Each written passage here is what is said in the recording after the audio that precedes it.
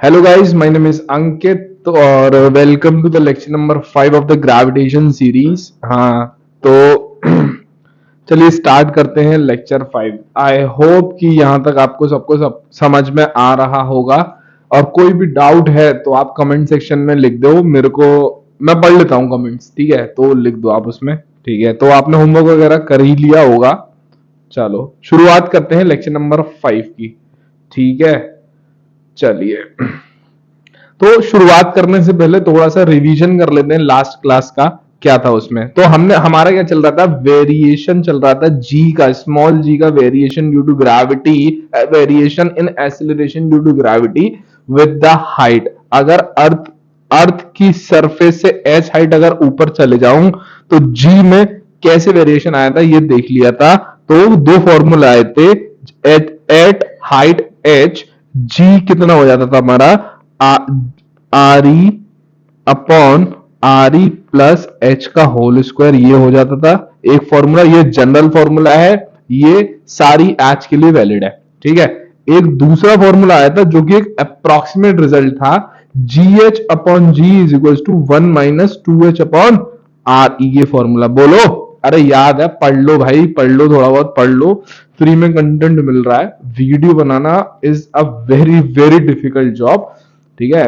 बहुत टाइम लग जाता है बनाने में, फिर एडिट वेडिट करने में, it's very very difficult job, ठीक है? तो अगर आपको ये कंटेंट मिल रहा है फ्री में तो इसकी वैल्यू करो और अच्छे से पढ़ाई लिखाई करो, ठीक है? चलो, तो ये दो फॉर्मूले थे, हमने देख लिए थे।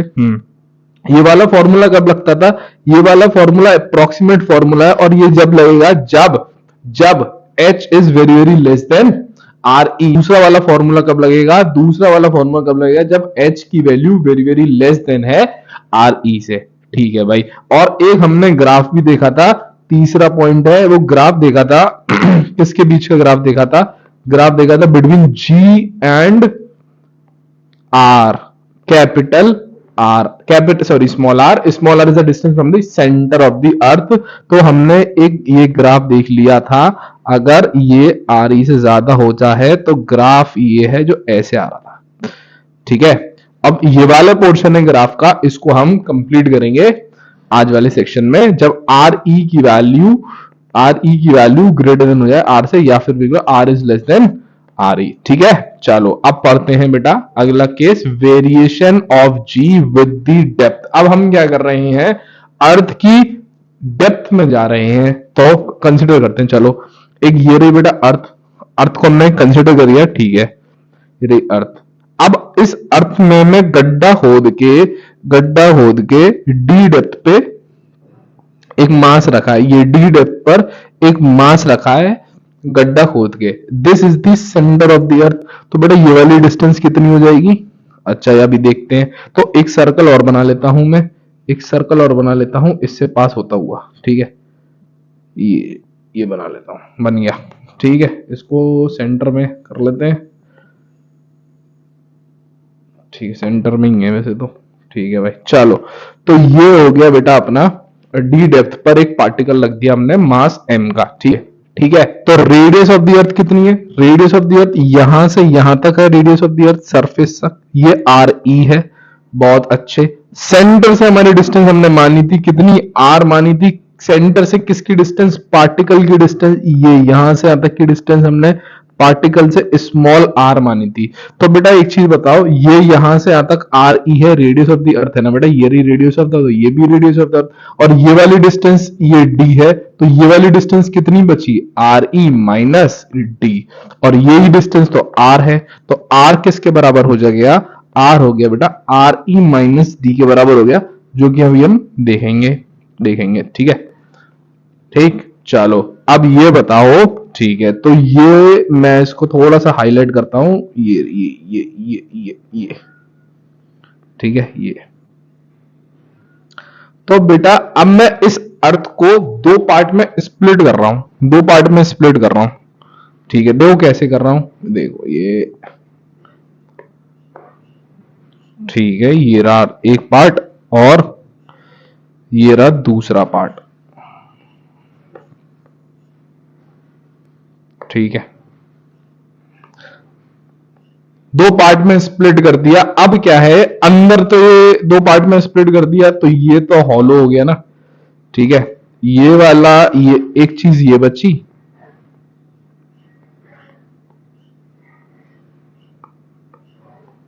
ठीक है, और एक चीज ये बची, इसको रफ कर देता हूं चलो, ठीक है। एक चीज ये बची, तो बेटा ये एक शेल बचा, मैंने अलग कर दिया, एक अंदर से मैंने ये अंदर वाला पार्ट को निकाल के अलग कर दिया, ये सॉलिड है, ये शेल बन गया, ये हॉलो हो गया, अंदर कुछ भी नहीं है, ठीक है। तो एक चीज बताओ, इसको रफ करता हूं, तो ये हॉलो बन गया। इस पूरी अर्थ का मास कितना है, इस पूरी अर्थ का मास तो एम ई है, मास ऑफ द अर्थ बोल देते हैं इसको, इस पूरी अर्थ का मास एम ई है। इसमें से हमने थोड़ा सा कट आउट कर लिया तो इसका मास कुछ होगा, लेट से एम डैश मान लेते हैं, इसका मास कितना है, एम डैश मान लेते हैं। इसका मास कुछ, इसका भी मास कुछ होगा, इसका भी मास कुछ होगा, ठीक है। अच्छा, अब गौर से देखो, गौर से देखेंगे, ये सब रफ कर दे रहा हूं मैं, ठीक है। अब गौर से देखेंगे, इस पार्टिकल को, जो इस पार्टिकल को, इस पार्टिकल को मैं ऐसे मान सकता हूं, और इस वाले पार्टिकल को, इस वाले जो केस में ये वाला जो पार्टिकल है, इसको मैं सरफेस पे रखा हुआ मान सकता हूं, और इसको अंदर वाले सरफेस पे रखा हुआ मान सकता हूं। समझ में आ रही है? नहीं आई बात समझ? ये जो एम है वो इस शेल की अंदर वाली सरफेस पे रखा हुआ मान सकता हूं, बहुत छोटा ही पार्टिकल है, और इस वाले जो इस वाली सरफेस के, इस वाली सरफेस पर मान सकता हूं इस स्मॉल एम को, ठीक है, यहां पर रखा हुआ है, ठीक है। तो हमने लेक्चर नंबर 2 में देख लिया था, अगर कोई भी शेल है उसके अंदर पार्टिकल रखा है तो ये वाला शेल है, इस पार्टिकल पे कोई फोर्स नहीं लगाएगा। तो हम लिख लेते हैं यहां पर force due on mass M, force on M due to shell is 0। भाई इस शेल की वजह से कोई फोर्स नहीं लगेगा इस वाले मास के ऊपर, क्यों? क्योंकि ये मास इनसाइड द शेल है, इनसाइड द शेल है। लेक्चर नंबर 2 देख लो भाई, कंप्लीट शुरुआत से करना, तभी मजा आएगा, ठीक है। अच्छा, अब क्या है, अब इस, ये तो सॉलिड है, ये सॉलिड है, ये सॉलिड है, तो जितना फोर्स लगेगा इस मास की वजह से ही लगेगा कि नहीं लगेगा? चलो देखते हैं। अब यहां लिखता हूं force on M due to M dash, due to M dash. M dash क्या है, एम डैश क्या है? एम डैश बेटा इस वाली, ये वाली बॉडी मास है, इसकी वजह से तो लगेगा, ये तो सॉलिड है ना, सॉलिड तो लगाता ही है हमेशा। अरे लेक्चर 2 देख लो एक बार, ठीक है। चलो, तो ये मास एम एस की सरफेस पर रखा हुआ है, तो कितना लगेगा, कितना लगेगा? G m1 m2 upon are square, G M, M मतलब पहली बॉडी का मास, तो स्मॉल एम, दूसरी बॉडी का मास एम डैश, डिवाइडेड बाय दोनों के बीच की डिस्टेंस, दैट इज ये वाली डिस्टेंस, ये इतनी आर है, और आर ही हमारी कितनी है बेटा, आर ई माइनस डी है, तो आर ई माइनस डी का होल स्क्वायर, ठीक है। बोलो भाई, क्लियर है? तो बेटा जो अर्थ फोर्स लगाएगी, अर्थ फोर्स जो लगाएगी इस छोटू मास पर, इस छोटू मास पर, वो इसकी वजह से और इसकी वजह से होगा। इसकी वजह से तो कुछ है ही नहीं, तो जो भी फोर्स लगेगा इसकी वजह से लगेगा, इस वाले सॉलिड मास की वजह से लगेगा, अंदर वाले मास की वजह से लगेगा। तो यहां मैं नेट फोर्स लिख देता हूं, force on mass small m due to earth. Earth की वजह से कितना हो गया भाई, अर्थ की वजह से कितना हो गया, अर्थ की वजह से कितना हो गया? अर्थ मतलब क्या है, इसका प्लस इसका, तो इसका तो 0, तो जो भी है इसी का है, तो कितना हो गया, G M M dash divided by R E minus D का होल स्क्वायर। भाई ये वाला जो है ये चीज यहां पे पुट कर दी, ठीक है। अब मेरे को एम डैश निकालना है, एम डैश नहीं पता, एम डैश नहीं पता, बाकी सब पता है, ठीक है। एम डैश कैसे निकालेंगे, एम डैश कैसे निकालेंगे, ठीक है। तो बेटा जो ये फोर्स, जो अर्थ फोर्स लगा रही है उसी को तो वेट बोलते हैं, तो ये लिख देता हूं अगली लाइन से, weight of mass M body. इस वाली मास एम बॉडी का वेट कितना हो जाएगा, इसी को कॉपी कर देता हूं भाई, इसी को, यही हो जाएगा वेट, क्यों क्यों भाई, जो फोर्स अर्थ फोर्स लगाती है उसी को तो वेट बोलते हैं। ठीक है, चलिए। और वेट किसका, वेट कितना होता है, एम जी। बॉडी किधर है, बॉडी किधर है, बॉडी तो डी डेप्थ पर है, बॉडी तो डी डेप्थ पर है, तो जी कहां से होगा भाई, डी डेप्थ वाले तो जी होगा, तो जी डी हो जाएगा, मान लेते हैं डेप्थ पे जो भी जी है। ठीक है, तो ये कितना हो जाएगा, G M M dash divided by R E minus D का होल स्क्वायर, एम से एम गया। सही है, तो जी डेप्थ, डी डेप्थ पर हमारा एक्सेलरेशन ड्यू टू ग्रेविटी का एक बेसिकली एक छोटू सा रिलेशन आया, लेकिन एम डैश की वैल्यू अभी पुट करेंगे इसमें, इसको मान लेते हैं इक्वेशन 1, एम डैश की वैल्यू पुट कर देते हैं। ठीक है, अच्छा ये बताओ, वही वाला कॉन्सेप्ट लगाएंगे जैसे लगाते हैं, अगर 10 पेन की कीमत अगर x है तो एक पेन की कितनी हो जाएगी, x बाई 10, तो 2 पेन की कितनी हो जाएगी, x बाई 10 इंटू 2। ठीक है, तो अब मुझे ये बताओ, वॉल्यूम, पूरी वॉल्यूम का मास, पूरी वॉल्यूम का मास कितना है, एम ई है, तो इस वाली वॉल्यूम का मास निकालना है आपको, तो देखते हैं कैसे कर रहा हूं मैं, गौर से देखेंगे। मास ऑफ पूरा वॉल्यूम कितना, अर्थ का वॉल्यूम कितना है, 4/3 pi R cube, mass of इतने, इतना वॉल्यूम, मास ऑफ इतना वॉल्यूम 4/3 पाई आर क्यूब है मास ऑफ द अर्थ, तो इसका मास कितना, ये एम ही है भाई, पूरी अर्थ का मास ही हो गया ना। ठीक है, mass of unit volume, unit volume यानी कि हाँ, यूनिट वॉल्यूम का मास कितना हो जाएगा, M divided by 4/3 pi R cube. ठीक है, अच्छा हमें मास किसका निकालना है, हमें तो मास एम डैश का निकालना है, मतलब ये इसका मास निकालना है, इसकी रेडियस कितनी है, आर ई माइनस डी है, यानी कि स्मॉल आर है और स्मॉल आर ई तो आर ई माइनस डी है, तो इस वाली रेडियस का मास निकालना है आर ई माइनस डी का, तो इसका मास कितना हो जाएगा, mass of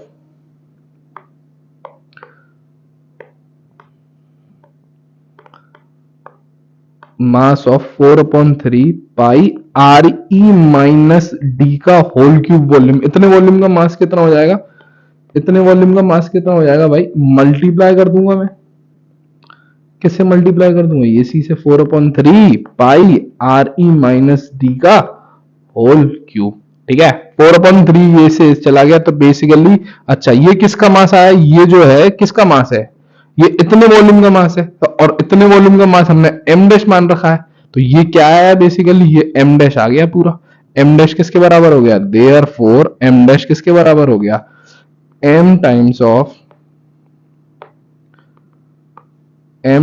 of r E minus r d का cube divided by R E का स्क्वायर, ये एम डैश निकाल लिया भाई।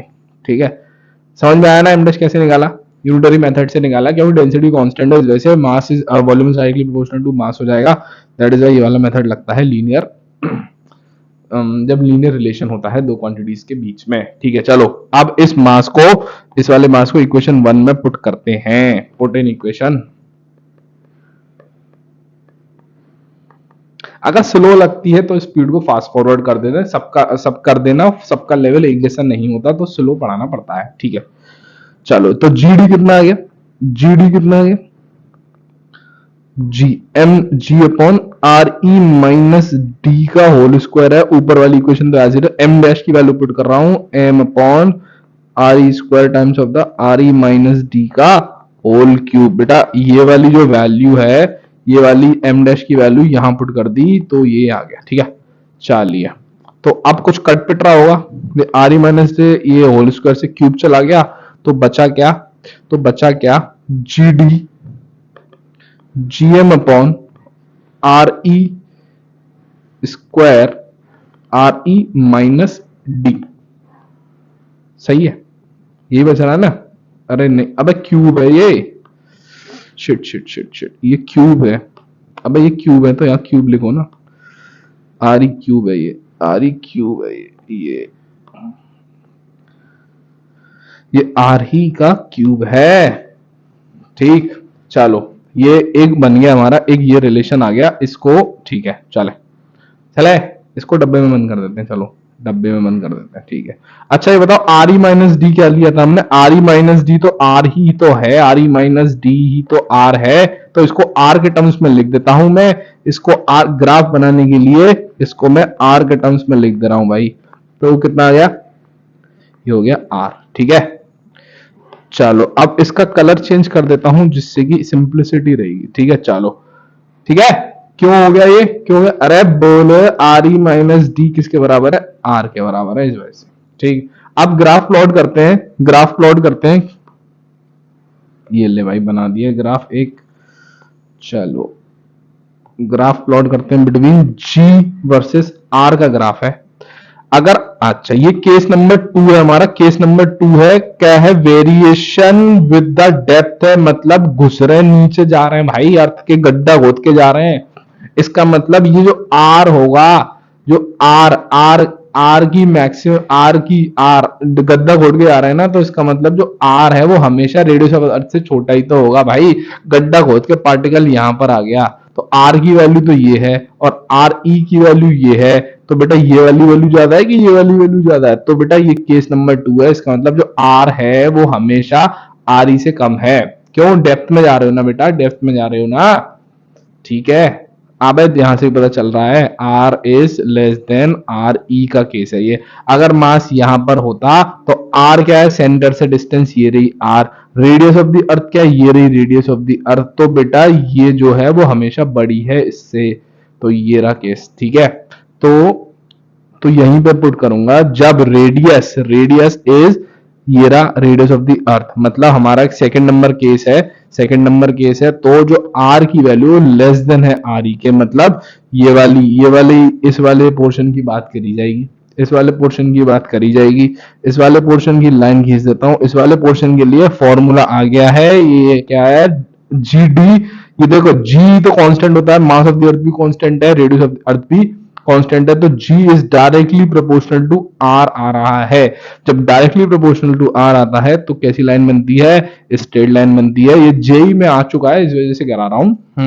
नहीं वैसे भी करा था क्योंकि सिलेबस में तो है ही। ठीक है, चलो तो ये बन गया भाई ग्राफ। ठीक है, अब दोनों ग्राफ को कंबाइन करते हैं। पुराने केस में क्या आया था? ग्राफ ये वाला आया था, और इस वाले केस में दोनों ग्राफ इस ये वाला आया है। दोनों को अगर मैं कंबाइन करके लिखता हूं, कंबाइंड करके लिखूंगा तो बना देता हूं complete graph.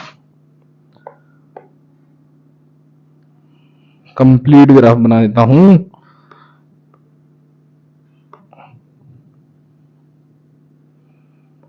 This is small R is the distance from the centre. ये बनेगा इसका कंप्लीट ग्राफ। ठीक है, और ये क्या है? दिस इज ये वाला पॉइंट कौन सा है? यहां पर जो जी की वैल्यू है वो मैक्सिमम नजर आ रही है, हमें मैक्सिमम नजर आ रही है। कब? जब रेडियस ऑफ द अर्थ पर है, रेडियस ऑफ द अर्थ पर है। तो अर्थ की सरफेस पर कितनी होती है? इस फॉर्मूले में, इस वाले जो फॉर्मूले में, ये वाला जो फॉर्मूला आया है, इसमें जो आर है इसकी वैल्यू क्या पुट कर दूं? अगर आर ई पुट करूंगा तो आर ई से एक क्यूब कट जाएगा, स्क्वायर बचेगा, तो G M upon R E का स्क्वायर बचेगा। तो यहां पर जो जी की वैल्यू आ जाएगी वो कितनी आ जाएगी? G M E upon R E का स्क्वायर आ जाएगी। ठीक है, ये वाली जो वैल्यू आ जाएगी। ठीक, ये ग्राफ बन गया है। दिस अ इंपॉर्टेंट ग्राफ, ये आपको पता होना चाहिए। वेरिएशन ऑफ द जी, अगर डेप्थ में बात करूंगा तो लीनियर वेरिएशन है जी का, अगर एच हाइट पे जाऊंगा तो फिर एक inversely proportional to R square है। बना देता हूं, यहां पर g is directly proportional to r है और g is inversely proportional to r square है।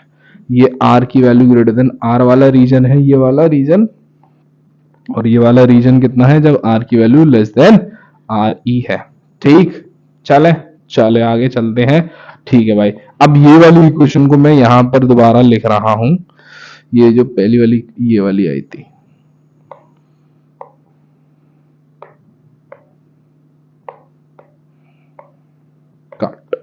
अब इसी इक्वेशन को और मॉडिफाई करते हैं थोड़ा सा। ठीक, चलो मॉडिफाई करते हैं, क्योंकि जी के टर्म्स में चाहिए ना, मैं सरफेस पे जो इसके टर्म्स में चाहिए। तो गौर से देखेंगे, इसको मैं अगर अलग लिख दूं, आर ई का स्क्वायर कर दूं और आर ई माइनस डी इसको अपॉन आर ई कर दूं, तो कोई समस्या है? अरे कोई समस्या है? कोई समस्या है ही नहीं, कोई समस्या नहीं है, कोई समस्या नहीं। तो बेटा ये क्या हो जाता है पूरा? ये तो जी सरफेस पर ही है, ये तो जी ही है सरफेस वाला, अर्थ की सरफेस वाला, ठीक है। और ये इसको सेपरेट कर दूंगा तो 1 - d/r ही बचेगा। तो ये एक फॉर्मूला आ गया, ये वाला फॉर्मूला आपको याद रखना है, यही हम यूज करते हैं, यही आपको याद रखना है, ठीक, इंपॉर्टेंट है, ये आपको याद रखना है, ये फॉर्मूला आ गया, ठीक। चले, डी क्या है बेटा, डी तो डेप्थ जितना नीचे आए हो, आर ई क्या है, रेडियस ऑफ द अर्थ है, जी क्या है, acceleration due to gravity at the surface, और जी डी क्या है, एट अ डेप्थ डी पर कितनी जी आएगी। चलिए, बहुत बढ़िया। अच्छा, कौन ज्यादा है, कौन ज्यादा है, जी डी ज्यादा है या जी डी ज्यादा है या जी ज्यादा है, इन दोनों में से कौन ज्यादा है? बेटा ये वाली जो क्वांटिटी है वो लेस देन 1 है, ये वाली जो क्वांटिटी है, अब 1 - d/r है ना, तो मतलब 1 में से d/r कम हो रहा है, इसका मतलब ये पूरी जो क्वांटिटी है वो लेस देन 1 है, और ये पूरी क्वांटिटी किसके बराबर है, जी डी अपॉन जी के बराबर है। तो अगला पॉइंट में डाल के लिख सकता हूं, जी डी है अपॉन जी, वो लेस देन 1 ही हो गया, होगा कि नहीं हो गया? अरे नहीं है, ये बात समझ में अरे भाई ले देखो, G D upon ji is equal to 1 - d/r e, okay. ये पूरी क्वांटिटी इज लेस देन 1, तो ये वाली क्वांटिटी भी less than 1, therefore g D upon ji is also less than 1, implies that g D is less than g. इसका मतलब depth पर भी, नीचे जाने पर भी जी की वैल्यू कम हो रही है, जी की वैल्यू कम हो रही है, ठीक। ठीक है भाई, ऊपर जा रहे थे, जी एच भी हमने लास्ट क्लास में देखा था, जो जी एच आया था वो भी कम आया था, मतलब सरफेस पर वो ज्यादा होती है, चाहे ऊपर चले जाओ चाहे नीचे चले जाओ, जी की वैल्यू कम ही हो रही है, और इस ग्राफ से भी पता चल रहा है सरफेस पर ये मैक्सिमम वैल्यू है, नीचे जा रहे हो तब भी कम हो रही है, और नीचे जा रहे हो तब भी कम हो रही है, ऊपर जा रहे हो तब भी कम हो रही है, जी की value it's is maximum at the surface, ठीक है भाई। चलो तो लिख देता हूं मैं, acceleration due to gravity, gravity decreases with increase in depth.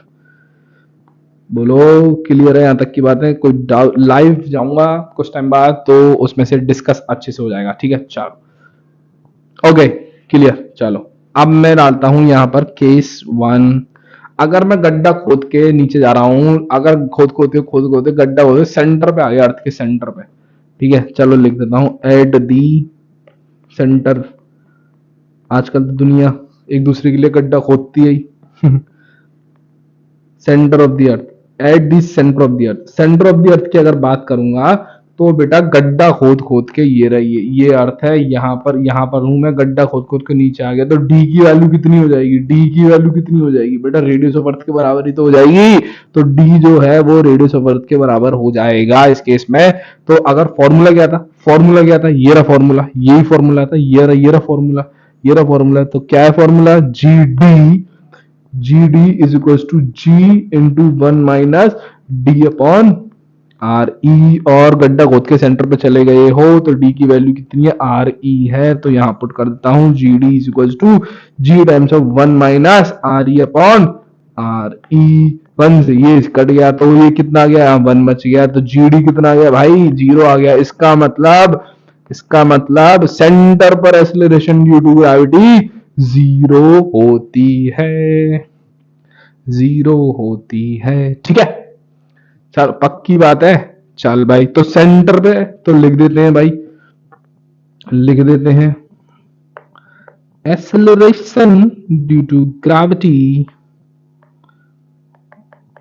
At the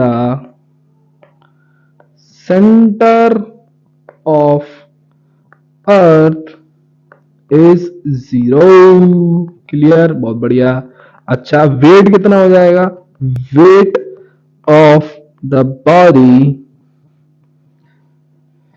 eight the, दोबारा कॉपी करेंगे,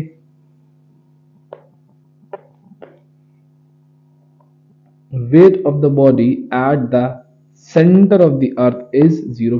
weight of the body at the centre of the earth कितना आएगा, वेट कितना आएगा at the centre of the earth, weight कितना आता है, wait क्या होता है, अरे वेट होता है m times of the g। तो सेंटर ऑफ द अर्थ पर, सेंटर ऑफ द अर्थ पर अरे वेट कितना होगा, m times of the g eight the centre. ठीक है भाई, तो ये g तो जीरो है, मास कुछ भी हो, g जीरो है तो वेट भी जीरो हो गया है। ठीक, चलिए, तो इस कंडीशन को बोलते हैं बेटा वेटलेसनेस। जब वेट आपका जीरो हो जाए, this is the condition of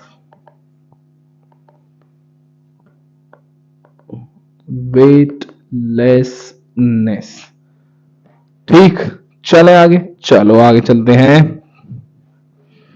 ठीक है, चलो, मतलब क्या देख लिया हमने, जब एच हाइट पे जा रहा हूं तब भी जी घट रहा है, नीचे जा रहा हूं तब भी जी घट रहा है भाई। चलो, तो एक चीज मेरे को जाननी है, एक चीज मेरे को जाननी है, ये स्पेशल केस था ना, स्पेशल केस नंबर 2।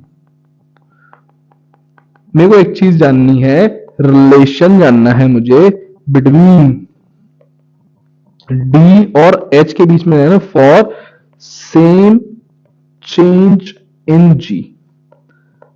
मतलब क्या है सर, मतलब क्या है इस बात का?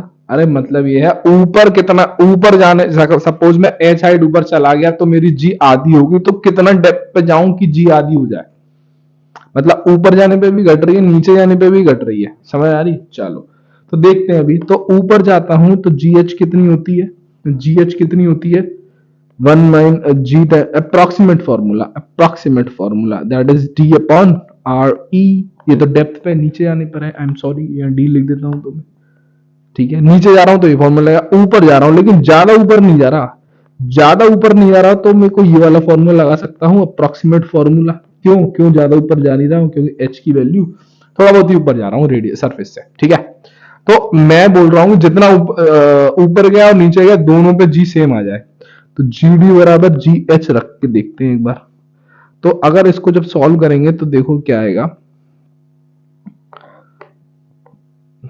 ये रहा बेटा, अरे यार, ये और ये, ठीक है, ये हो गया।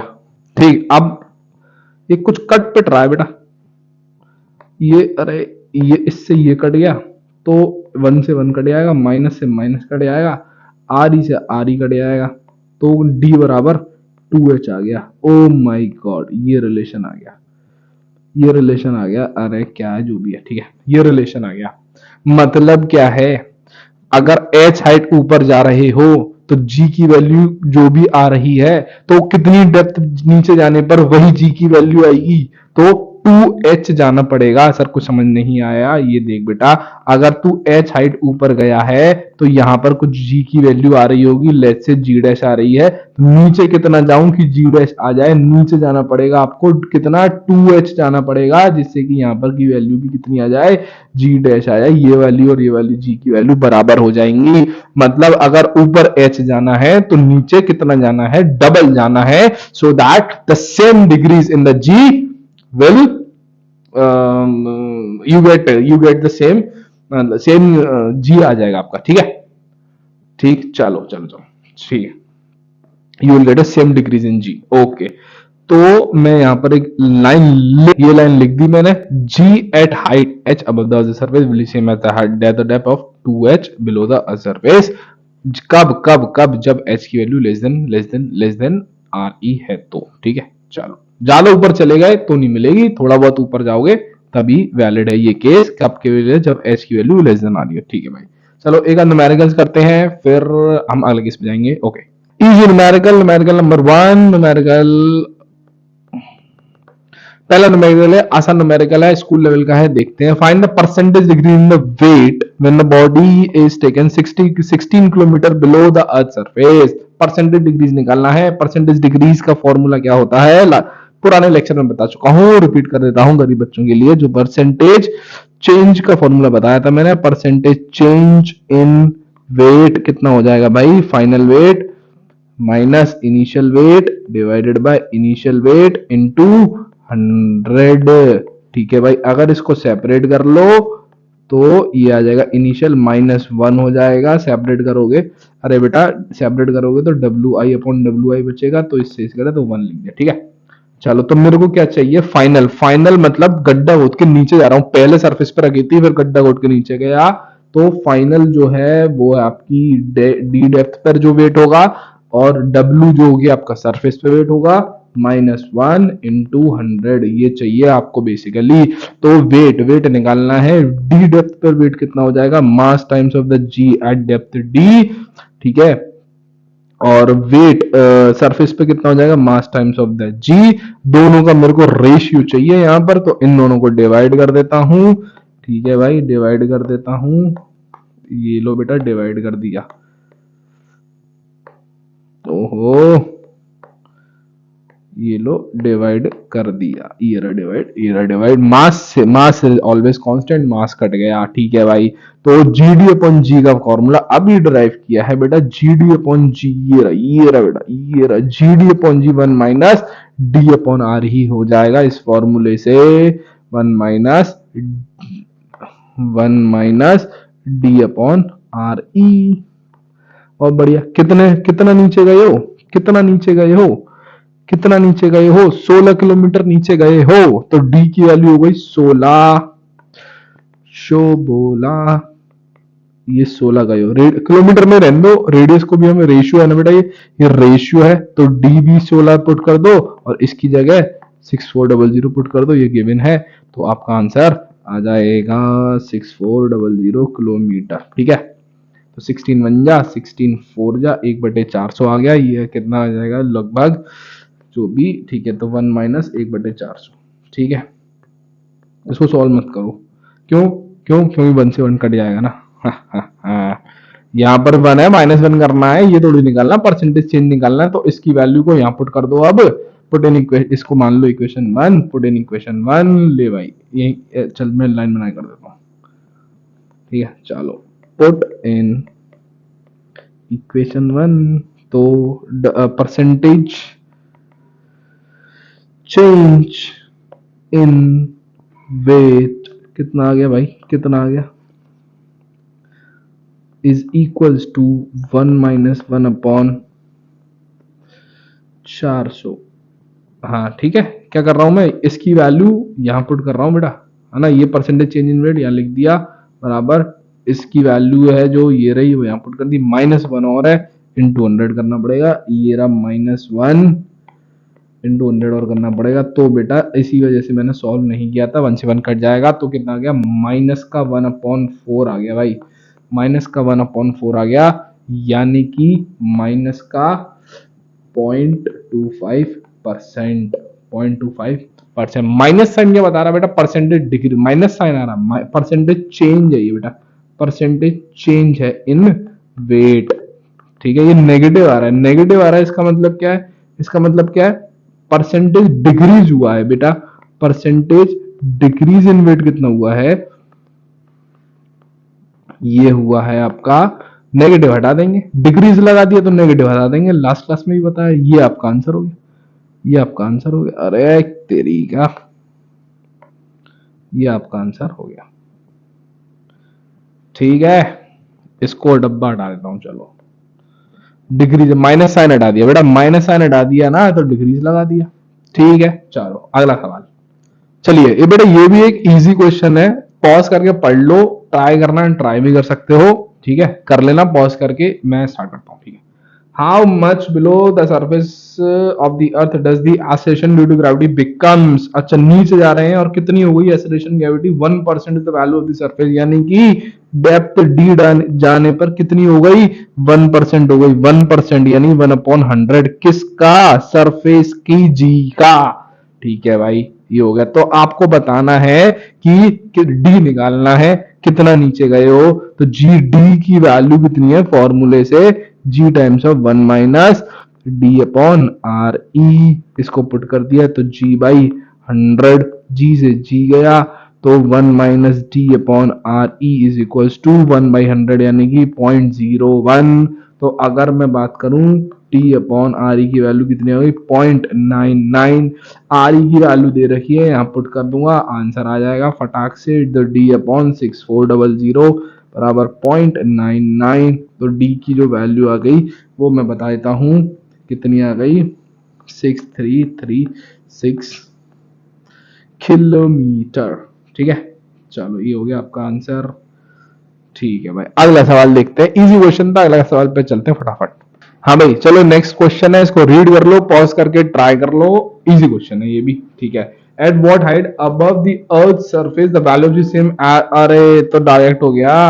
At what height above the earth surface, earth की सरफेस से, अर्थ की सरफेस से, अच्छा ये नहीं भाई, अर्थ बना लेता हूं चलो तुम्हें समझाने के लिए। अर्थ की सरफेस से कितना ऊपर जाऊं, कितना ऊपर जाऊं, कितना ऊपर जाऊं, एच ऊपर गया, लेट से अर्थ की सरफेस से कितना ऊपर जाऊं कि value of the g is same in the mine 80 kilometre deep.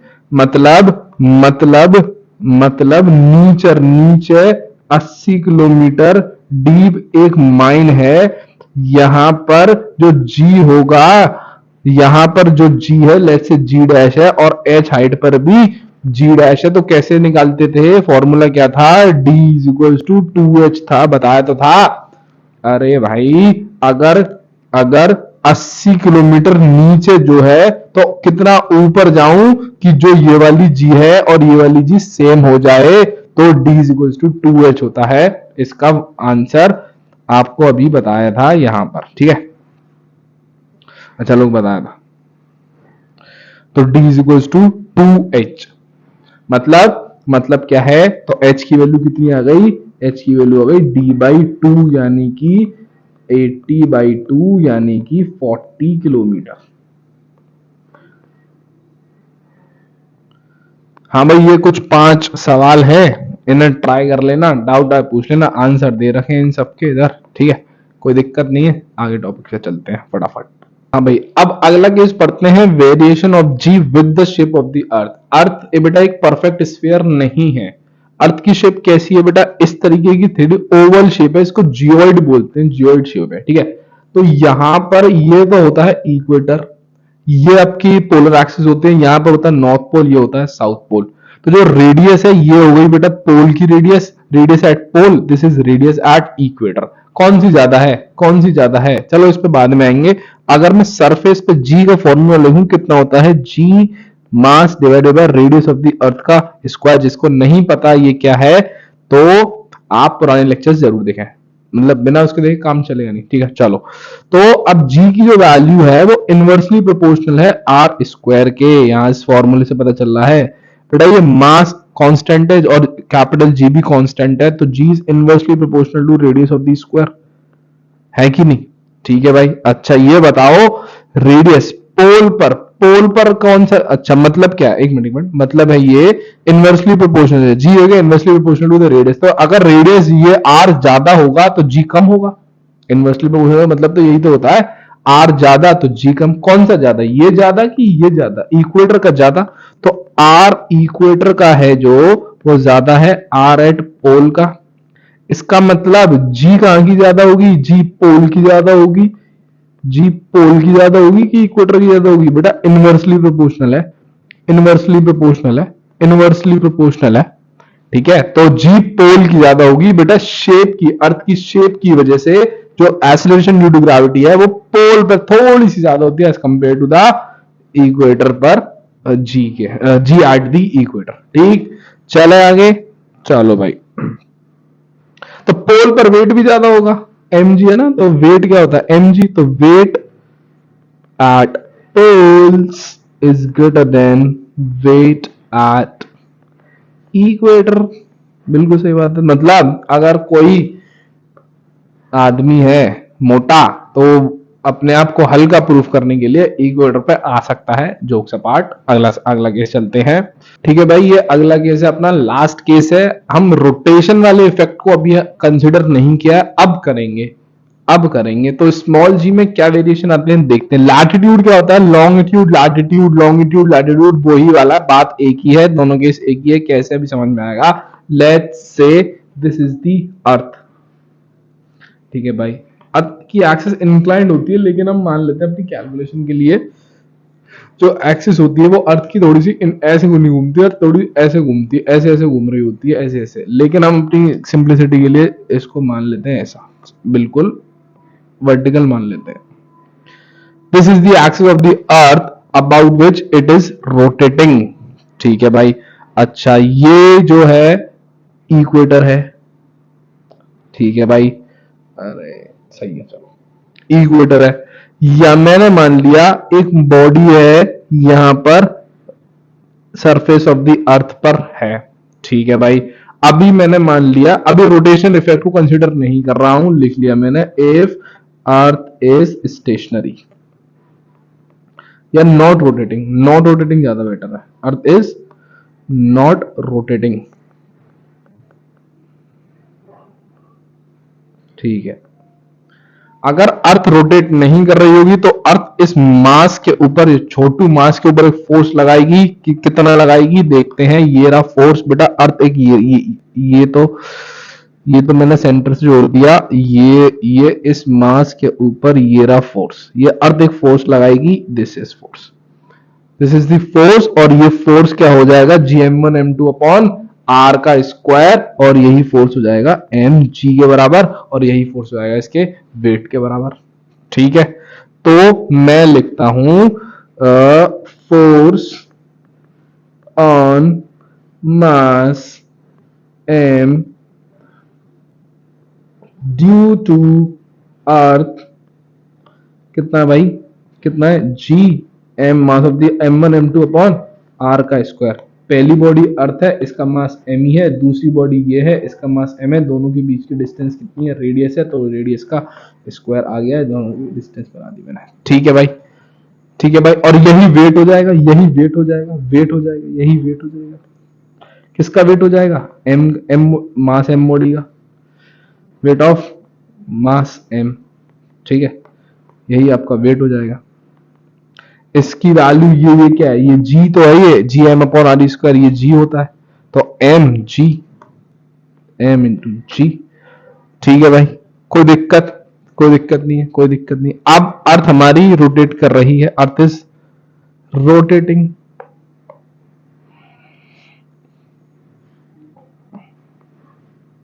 If earth is rotating, ठीक है। तो अब मैं कॉपी ये करता हूं,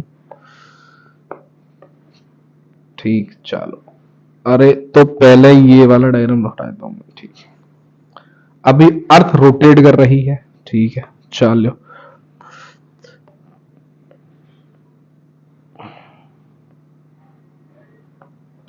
अर्थ रोटेट कर रही है किस एक्सिस के अबाउट, इस एक्सिस के अबाउट रोटेट कर रही है, तो बेटा ये मास भी तो ऐसे ऐसे रोटेट करेगा, ऐसे ऐसे रोटेट करेगा, इस सर्कुलर पाथ में। थ्री डायमेंशन सोचो, एक बॉल के ऊपर एक छोटा सा मास रखा हुआ है, अगर बॉल ऐसे रोटेट कर रही है तो ये मास इस सर्कल में रोटेट करेगा, इस सर्कल में रोटेट करेगा, और उस सर्कल की रेडियस होगी ये इतनी रेडियस, ये, ठीक है। और जो मास है वो कितने लैटिट्यूड पे, लेट्स से लैम्डा, इक्वेटर से जो एंगल बना रहा है दैट इज द लैटिट्यूड बोलते हैं उसको, लैटिट्यूड बोलते हैं, लैम्डा लैटिट्यूड पर है ये मास m, ये स्मॉल मास m है, लैम्डा लैटिट्यूड पर है अर्थ के इक्वेटर से, ठीक, चलो। अब ठीक है, अब बेटा हम कहां से अपनी एनालिसिस कर रहे हैं, अर्थ पर बैठ के कर रहे हैं, और अर्थ घूम रही है, अर्थ एक non inertial frame of reference हो जाता है ग्रेविटेशन के केस में, इस चक्कर में मत जाओ, ठीक है, छोड़ो साहब।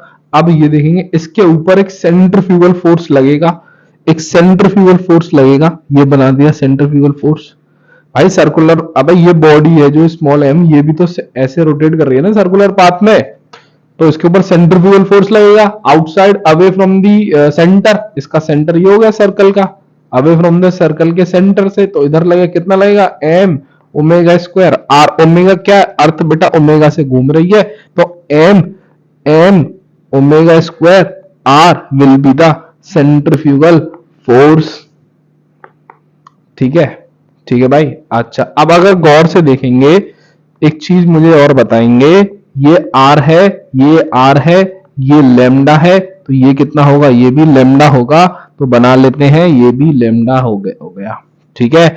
अगर ये आर ई है, ये आर ई है, ये आर है, और ये लेमडा है, तो इस वाले ट्राइंगल से अगर कॉस लेमडा लगाओगे तो आर की वैल्यू आ जाएगी आर ई कॉस लेमडा, ठीक है भाई, ये समझ में आई, बिल्कुल सही बात है। नहीं समझ में आई, परपेंडिकुलर अपॉन बेस लगाएंगे, ये रहा बेटा कॉस, कॉस लेमडा लगाएंगे तो कॉस लेमडा क्या हो जाएगा, बेस अपॉन हाइपोटेनियस। बेस क्या हो जाएगा बेटा, ये लेमडा है तो बेस हो गया आर, हाइपोटेनियस क्या हो गया आर ई, तो आर की वैल्यू कितनी आ गई, आर ई कॉस लेमडा। ठीक है, चले, चलो भाई बिल्कुल सही बात है। अच्छा, अब नेट फोर्स अगर मैं इसको बनाना चाहूं, अच्छा अर्थ का ओमेगा कितना होता है, ये ओमेगा घूम रही है, अर्थ का ओमेगा कितना होता है, बहुत कम होता है, बहुत कम होता है। तो ओमेगा का स्क्वायर भी क्या होगा, बहुत कम होगा।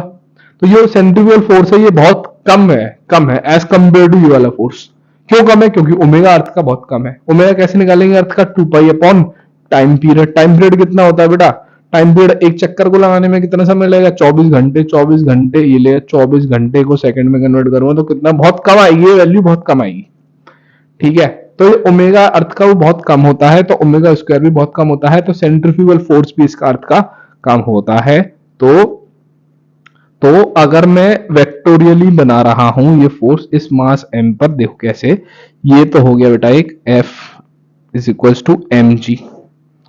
ये छोटे वेक्टर से बना रहा हूं, क्यों बना रहा हूं छोटे वेक्टर से, क्योंकि बेटा ये स्मॉल फोर्स है, ये m ओमेगा स्क्वायर आ रहा है, ये कम है, ये लेंथ ज्यादा हुई क्योंकि ये अच्छा खासा, ये एक स्मॉल फोर्स है। तो इन दोनों का रिजल्टेंट क्या होगा अगर गौर से देखी जाए तो, इन दोनों का जो रिजल्टेंट होगा वो ऐसे कुछ आएगा, ये इन दोनों का रिजल्टेंट हो गया ये। ठीक है, ये हो गया रिजल्टेंट, और इस रिजल्टेंट को बोल दिया नेट, नेट फोर्स। ठीक है, तो जो रिजल्टेंट है यहां पर, जो इस वाले बॉडी में मास पर रिजल्टेंट किधर आ रहा है, इधर आ रहा है बेटा, सेंटर की तरफ नहीं आ रहा रिजल्टेंट। जो रिजल्ट नेट फोर्स आ रहा है, ये नेट फोर्स आ रहा है, वो सेंटर की तरफ नहीं आ रहा है। सेंटर तो अर्थ का ये रहा, सेंटर की तरफ लग रहा है एफ, बाहर की तरफ लग रहा है सेंट्रीफ्यूगल फोर्स, और ये इन दोनों का रिजल्टेंट इस तरफ आ रहा है, कुछ इस तरफ ऐसे ऐसे करके आ रहा है, सेंटर की तरफ नहीं आ रहा है ये नेट फोर्स। ठीक है, तो नेट फोर्स कितना है, नेट फोर्स कितना हो जाएगा अगर मैं, अच्छा नेट फोर्स कितना हो जाएगा, under root of a square plus b square plus 2ab cos theta.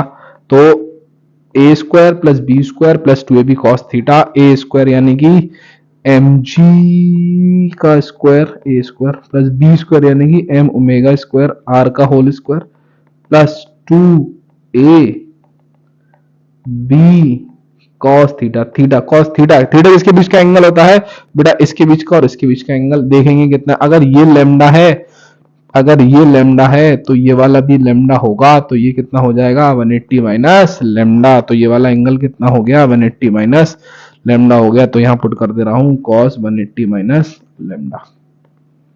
ठीक है भाई, चल रहे हैं आगे, बहुत बढ़िया। अच्छा, अब इसको सॉल्व करते हैं, m square g square plus m square omega की पावर 4 आर स्क्वायर प्लस 2, बेटा 2m है, एक m है ये, तो m स्क्वायर हो जाएगा, ये बिल्कुल सही बात है। जी आर की वैल्यू कितनी है, आर की वैल्यू है बेटा are e cos lambda, put कर दे रहा हूं आर ई कॉस लेमडा। ठीक है, चलो इसको साफ से लिख लेता हूं, राइटिंग सही नहीं आ रही है। ठीक है, अच्छा अब ये बताओ cos 180 माइनस लेमडा क्या होता है, cos 180 minus lambda, cos 180 minus cos lambda, cos 180 lambda is equals to minus का cos लेमडा। इतनी गणित तो आती होगी आई होप। ठीक है, चल भाई, ओमेगा क्या है, ओमेगा तो बहुत कम है अर्थ का भाई, अर्थ का ओमेगा तो बहुत कम है, ये रहा omega, omega is very very less, earth 10⁻⁴ में आता है, अर्थ का ओमेगा बहुत कम है, तो ओमेगा का पावर 4 तो और ही कम हो गई। अरे 10⁻⁴ की पावर 4 करोगे तो 10⁻16 आएगा, तो ये तो बहुत ही कम हो गया, तो इसको तो हम नेग्लेक्ट कर सकते हैं हम। ठीक है, तो इसको नेग्लेक्ट कर देते हैं।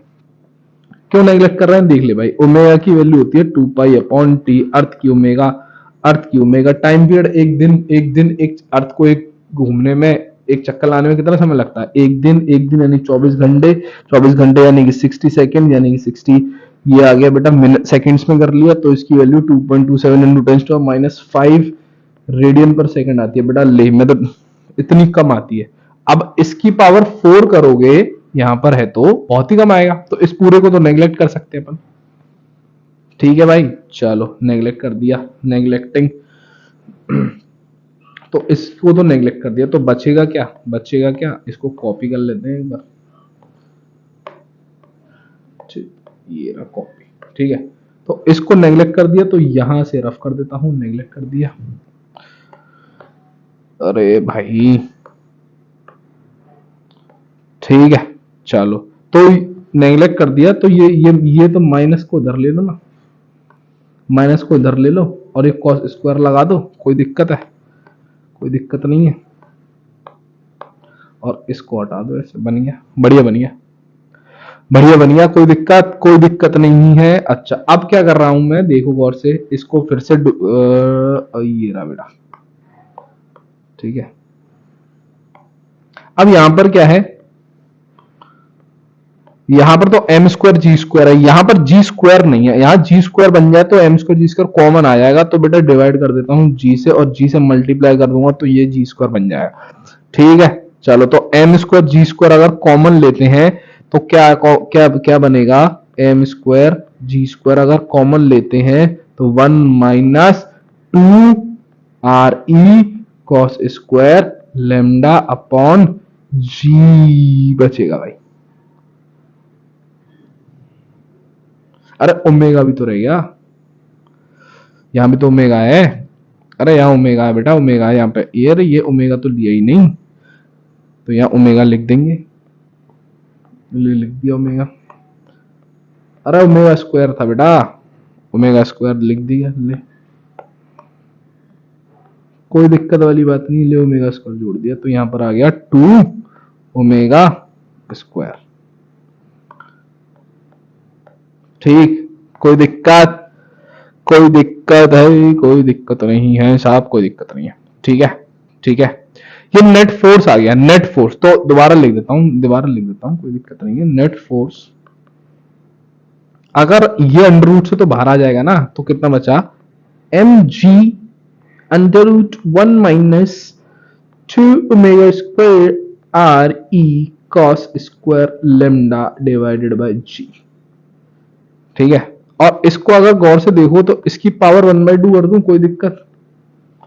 अरे कोई दिक्कत नहीं है, कोई दिक्कत नहीं है, ठीक है भाई। अच्छा बाइनोमियल हम पढ़ चुके हैं, दोबारा नहीं बताऊंगा, जिसने नहीं पढ़ा है लेक्चर को शुरुआत से देख लो। बाइनोमियल एक्सप्रेशन, बाइनोमियल एक्सप्रेशन से हम क्या करते हैं, बाइनोमियल एक्सपेंशन से हम क्या करते हैं बेटा, ये 1 है, ये 1 माइनस एक्स की होल क्या होता है, 1 प्लस एक्स की power n is equal to 1 plus n x हो जाता है, यदि x की वैल्यू लेस देन 1 से काफी छोटी होती है। तो यहाँ पर ओमेगा का स्क्वायर है, ओमेगा कितना था, ओमेगा टेंस टू -5 में था, ओमेगा स्क्वायर टेंस टू -10 हो गया, कॉस की वैल्यू 1 से कम होती है, कॉस स्क्वायर की वैल्यू तो और कम हो गई, तो बेसिकली ये पूरा टर्म है, ये लेस देन बहुत है, 1 से बहुत छोटा है, तो बाइनोमियल एक्सपेंशन लगा सकता हूं। तो बाय बाइनोमियल एक्सपेंशन, जिसको नहीं आता बाइनोमियल एक्सपेंशन, लेक्चर 1 से तरीके से देख ले, तरीके से पढ़ा है, ग्रेविटेशन जो जो चीजें उसमें मैथमेटिकल टूल्स यूज हो रहे हैं वो सब बताया है, तो तरीके से देख लें। बाय बाइनोमियल एक्सपेंशन या theorem, net force 1 minus 2 power जो है बेटा वो आगे आ जाती है, cos square lambda divided by g, power है वो मल्टीप्लाई इसके पास आ जाएगी, ठीक है। तो 2 से 2 चले जाएगा, 2 से 2 चले जाएगा, ठीक है। नेट फोर्स आ गया, नेट फोर्स किसकी वजह से आ रहा है, ये अर्थ की वजह से और रोटेशन इफेक्ट की वजह से, तो यही तो बेटा ये एपरेंट वेट बोल सकते हैं इसको, नेट फोर्स को क्या बोल सकते हैं, apparent weight, apparent weight, apparent weight 1 minus omega square are e cos square lambda upon g. Apparent weight क्या होगा, mass times of g apparent, apparent m g 1 minus, इसको पूरे को मैं कॉपी ही कर लूं तो बेटर है ना, ठीक है भाई। मास से मास गया, मास से मास गया, तो जी एपरेंट कितना आया, या जी एपरेंट को जी कह रहा हूं लेमडा, ये कितना आया, ये आया जी एपरेंट और जी लेमडा एक ही बात है, तो जी लेमडा यहाँ पे, चलो मैं बच्चे कंफ्यूज ना हो जाए, तो जी लेमडा बोल देता हूं, apparent acceleration due to gravity, rotational effect की वजह को इंक्लूड करके कितनी आई, जी का मल्टीप्लाई कर देता हूं, तो जी का मल्टीप्लाई कर दिया, तो ये वाला जी है वो कट जाएगा, यहां पर जी आ जाएगा, तो g minus omega square are e cos square lambda, यही आ रहा है ना? ठीक है भाई, यही आ रहा है। Very good, this is the answer. ठीक है, ये आ गया चौथा फॉर्मूला। ठीक है, ठीक है, चलेंगे भाई, बहुत बढ़िया, अच्छी बात है। यहां तक की बात क्लियर हो गई होगी सबको। ठीक है, ठीक है। अगर रोटेशन इफेक्ट नहीं होते तो कितना जी आता? इतना आता। रोटेशन इफेक्ट की वजह से जी कितना आ रहा है? इतना आ रहा है, इतना आ रहा है, यानी कि माइनस का ओमेगा स्क्वायर, ये वाला टर्म और घट रहा है। इसका मतलब कौन ज्यादा है? जी ज्यादा है या फिर जी लेमडा ज्यादा है? तो जी लेमडा की वैल्यू वो जी से कम हो गई ना बेटा। कितनी कम हो गई? कुछ कम हो गई, इतनी कम हो गई। तो बेसिकली आपका जो है वो acceleration due to gravity decrease हो गया है, डिक्रीज हो गया है। Acceleration due to gravity decreases with the consideration of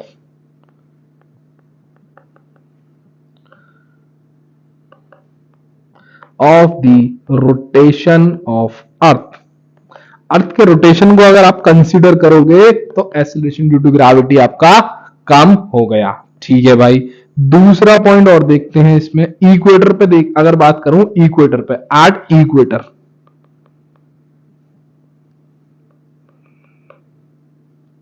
equator, equator, colour colour colour colour, ये रहा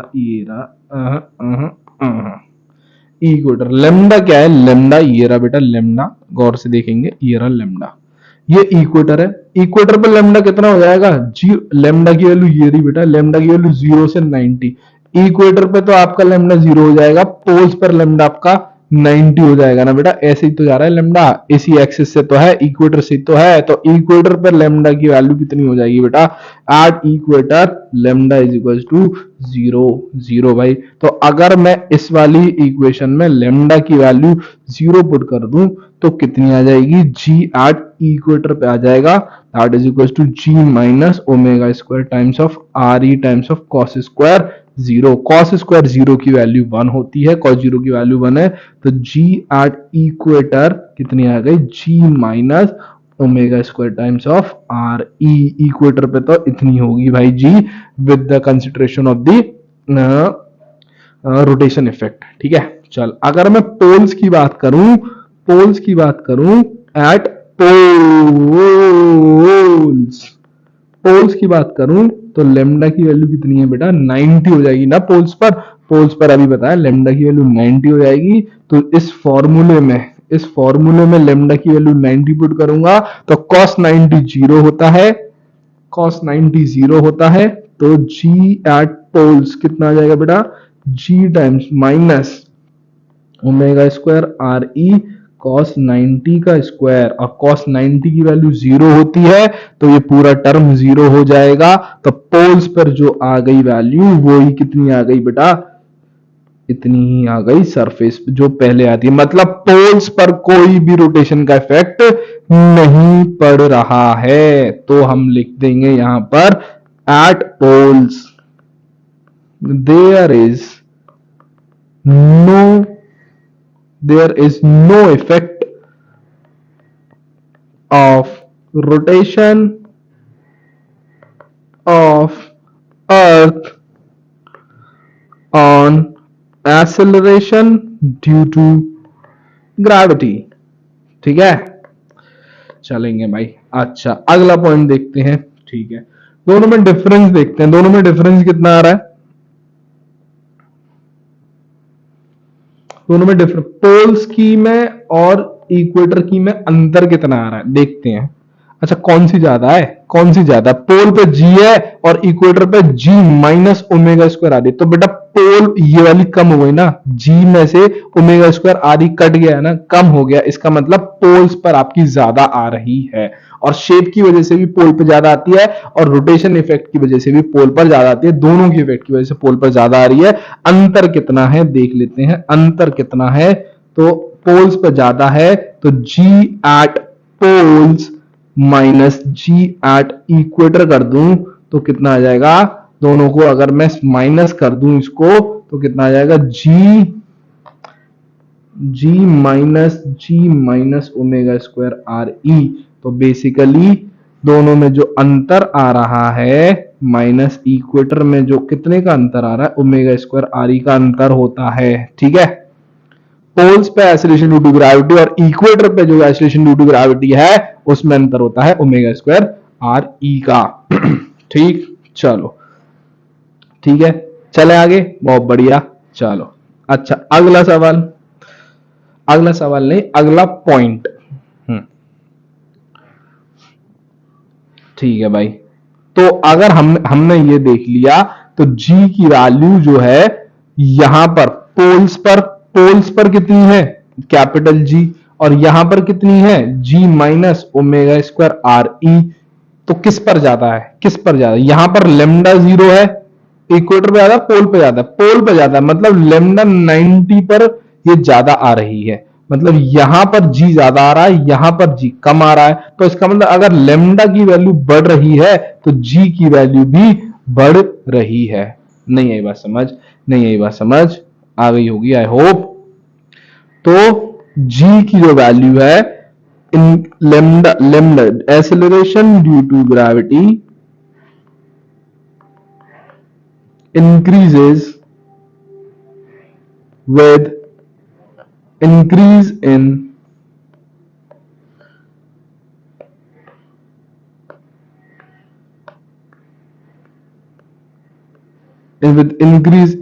lambda या latitude।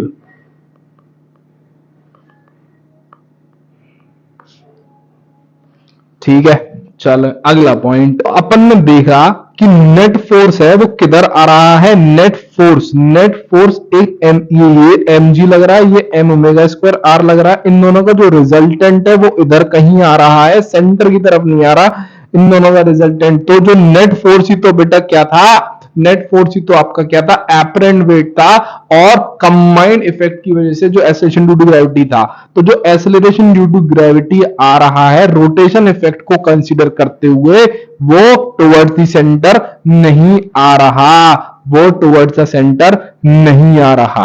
ठीक है, ठीक है, चलो इसी लाइन को मैं लिख देता हूं कि भाई ये लिख दिया, if we consider the effect of the rotation of the earth, the direction of the acceleration is not toward the center of the earth।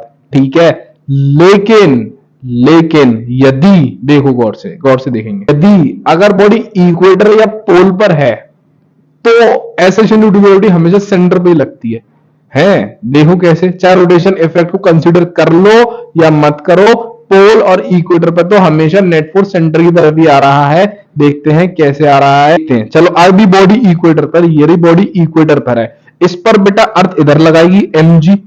ठीक है भाई, एक फोर्स लगेगा अर्थ का, एक सेंट्रीफ्यूगल फोर्स लगेगा एम ओमेगा स्क्वायर आर बाहर की तरफ। इन दोनों का जो नेट फोर्स होगा वो किधर लगेगा भाई, सेंटर की तरफ ही तो लगेगा, क्योंकि ये तो बेटा बहुत ही वीक फोर्स है। तो इन दोनों का जो नेट फोर्स होगा, ये रहा ग्रीन वेक्टर से रिप्रेजेंट किया है, ये टुवर्ड्स द सेंटर ही है। अगर पोल पर है तो सेंट्रीफ्यूगल फोर्स तो कुछ लगेगा नहीं, m omega square r, r की वैल्यू 0 हो गई ना बेटा। अगर यहां पर है तो पार्टिकल आर की वैल्यू 0 हो जाएगी, तो कोई सेंट्रीफ्यूगल फोर्स नहीं लगेगा, तो जो भी नेट फोर्स है वो नीचे की तरफ ही है, और वही बेटा mg ही है। तो बेटा अगर पार्टिकल इक्वेटर पे रखा है या पोल पे रखा है तो एक्सेलरेशन ड्यू टू ग्रेविटी की डायरेक्शन है वो हमेशा सेंटर की तरफ होती है। Otherwise acceleration due to gravity की जो डायरेक्शन है वो सेंटर पर नहीं होती। क्यों नहीं होती, क्योंकि नेट फोर्स जो होता है वो सेंटर की तरफ नहीं आता है। ये सेंटर की तरफ तो ये वाला फोर्स आ रहा है और ओमेगा स्क्वायर बाहर की तरफ आ रहा है। इन दोनों का जो रिजल्टेंट है वो बेटा सेंटर की तरफ नहीं आता, वो थोड़ा सा इंक्लाइंड हो जाता है। इस वजह से जो एक्सेलरेशन ड्यू टू ग्रेविटी की जो डायरेक्शन है वो सेंटर की तरफ नहीं आती है, अगर रोटेशन इफेक्ट को मैं कंसीडर कर लूं तो। ठीक है, चलो आगे चलते हैं। चलो अब एक समरी देख लेते हैं, हमने क्या क्या पढ़ लिया अब तक बेटा। तो जी की वैल्यू है, अगर हाइट बढ़ाने से जी की वैल्यू कम हो रही थी ये भी मालूम है, डेप्थ बढ़ाने से जी की वैल्यू कम हो रही थी ये भी देख लिया था, रोटेशनल इफेक्ट को कंसीडर करोगे तो भी जी की वैल्यू कम हो रही है, लेकिन अगर लैटिट्यूड बढ़ाओगे तो जी की वैल्यू बढ़ेगी। बिल्कुल सही बात है। और पोल पर हमेशा जी की वैल्यू ज्यादा होती है as compare to the equator. क्यों ज्यादा होती है बेटा? एक तो शेप का फैक्टर भी आ जाता है और एक रोटेशन का फैक्टर भी आ जाता है। अगर रोटेशन इफेक्ट देखोगे उसकी वजह से जी की वैल्यू ज्यादा आ रही है और शेप की वजह से भी जी की वैल्यू पोल पर ज्यादा आ जाती है, क्योंकि radius of the pole is less than the radius of the equator. ठीक है। हाँ, तो अभी लेक्चर की लेंथ बहुत ज्यादा हो रही है, तो अभी इसको कंप्लीट इतना ही रखते हैं। अगली क्लास में हम इसके न्यूमेरिकल करेंगे और फिर इसको कंक्लूड कर देंगे। ठीक है। So that's all for today guys. और आप चैनल को नए हैं तो सब्सक्राइब कर लो, फॉलो कर लो, लाइक कर लो, घंटी बजा दो यार। ठीक है, सपोर्ट कर दो थोड़ा सा। और शुरुआत से सारे लेक्चर देखो तो आपको बहुत अच्छे समझ में आया एक एक चीज। ठीक है। Okay bye.